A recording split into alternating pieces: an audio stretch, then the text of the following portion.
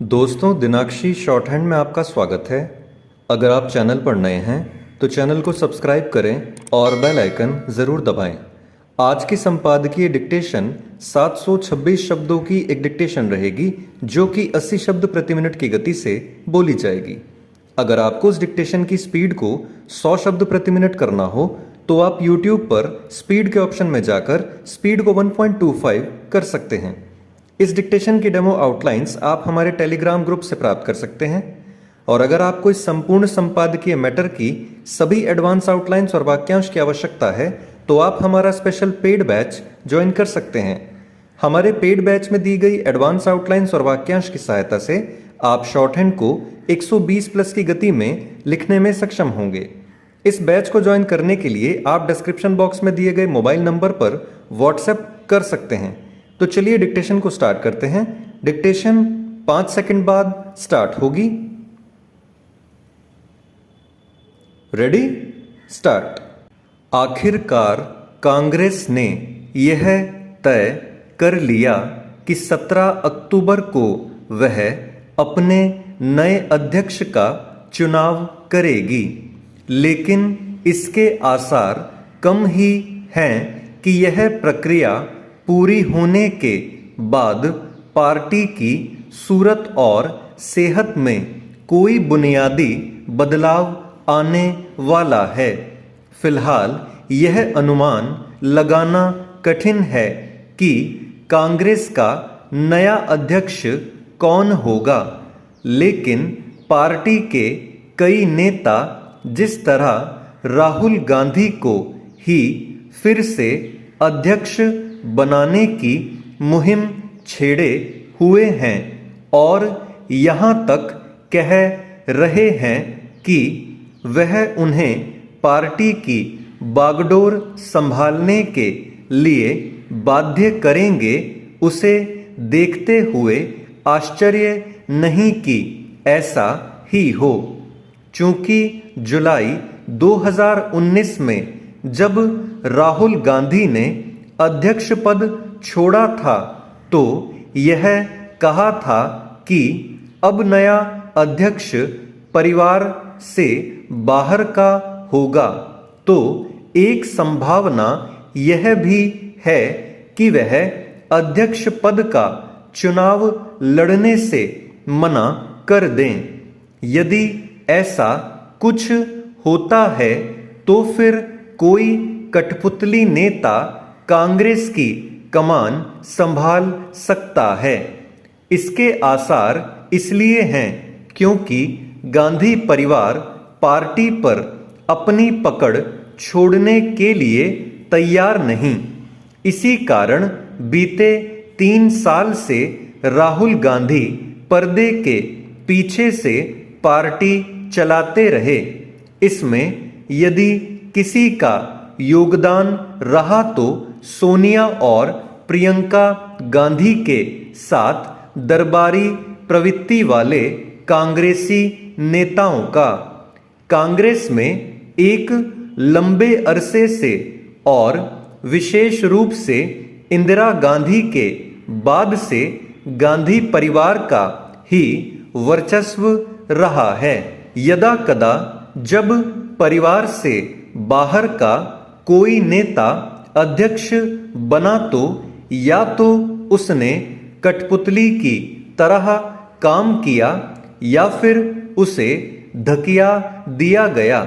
समस्या केवल यह नहीं है कि गांधी परिवार ने कांग्रेस को अपनी निजी जागीर में तब्दील कर लिया है, बल्कि यह भी है कि तमाम कांग्रेसी नेता यह जानते हुए भी परिवार की चापलूसी करते हैं कि अब वह पार्टी की ताकत नहीं कमजोरी बन गया है।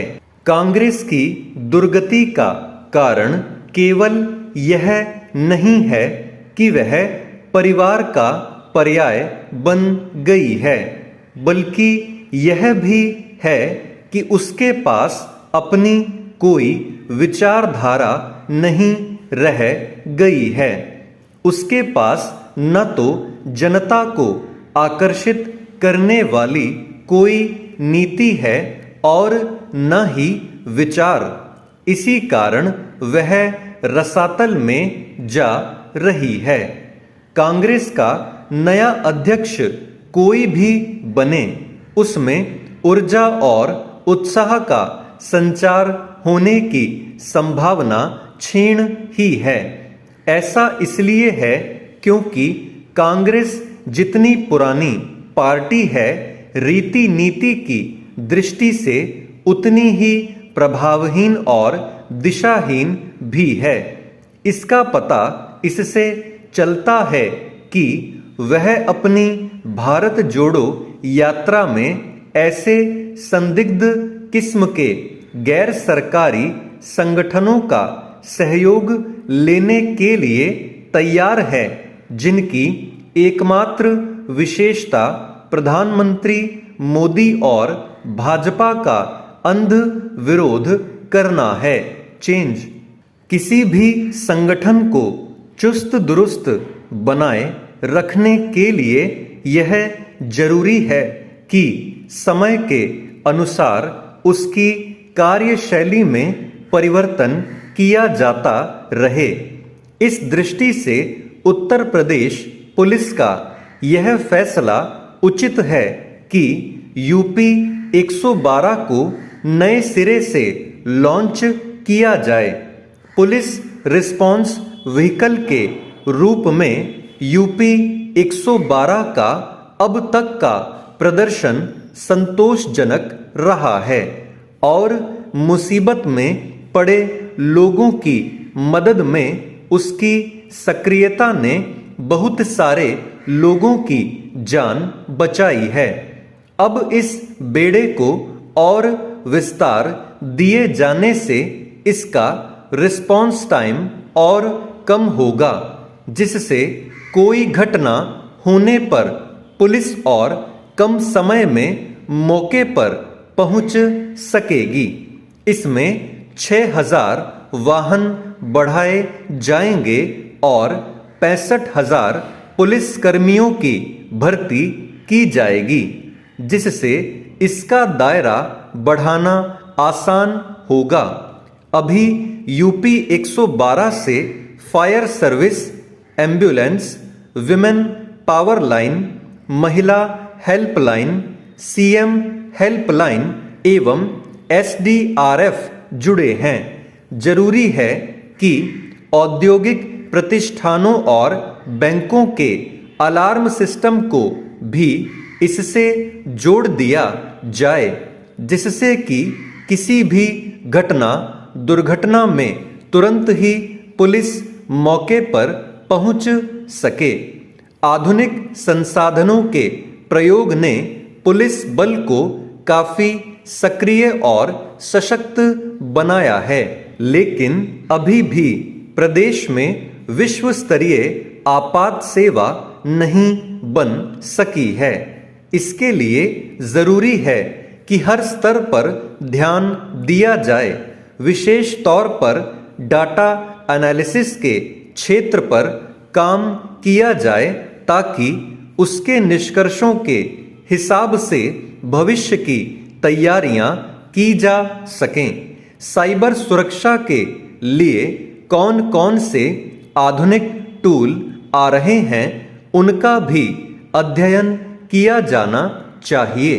यह सब होने के बाद ही पुलिस अपनी क्षमता को और विकसित कर सकेगी। यूपी 112 की ही बात करें तो अभी इसका रिस्पॉन्स टाइम लगभग 9 मिनट का है, लेकिन यह प्रश्न विचारणीय है कि नोएडा में यह समय और कम क्यों और कुछ जनपदों में अधिक क्यों है। सभी को समान रूप से सुरक्षा मिलनी चाहिए। महिलाओं के प्रति होने वाले अपराधों में त्वरित कार्रवाई की अपेक्षा होती है, इसलिए इस दिशा में और प्रयास की आवश्यकता है। पुलिस जितनी ही चुस्त दुरुस्त और आधुनिक होगी कानून व्यवस्था पर नियंत्रण उतना ही प्रभावी होगा। स्टॉप।